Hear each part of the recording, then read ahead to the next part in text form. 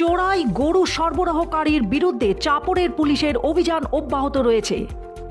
পুনরায় পুলিশের অভিযানে বাজেয়াপ্ত করা হয়েছে 7টি চোরাই গরু। চাপড়ের ঝাউকুড়া গ্রামের পুলিশ অভিযান চালিয়ে আটক করতে সক্ষম হয়েছে চোরাই গরুগুলো। উল্লেখ্য যে ঘটনাস্থলে পুলিশ আসার খবর পেয়ে চোরা কারবারিরা গরুগুলো ফেলে রেখে চলে যায়। উক্ত ঘটনার স্থান থেকে চোরাই যাওয়া গরু সরবরাহ করা লোকদের ধরতে সক্ষম হয়নি পুলিশ। যদিও ঘটনার সংক্রান্তে পুলিশের তদন্ত অব্যাহত রয়েছে।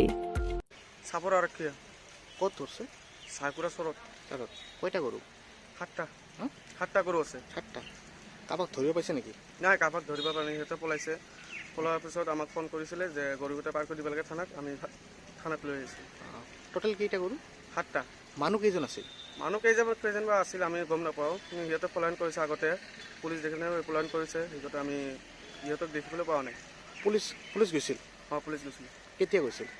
পুলিচবোৰ কেতিয়া গৈছিল আমাক ফোন কৰিছিলে। ফোন কৰাৰ পিছত আমি গৈছোঁ তাত। সিহঁতে দেখি তাত থিয় হৈ আছে যে আমি গৰুখিনি পাৰ কৰি দিব লাগে। আমি গৰুখিনি পাৰ কৰি দিছোঁ। থানাত আনিছে? অঁ থানাত আনি দিছোঁ আমি। গৌহাটি থেকে স্বপ্না দত্তের রিপোর্ট, বিগ নিউজ 24/7।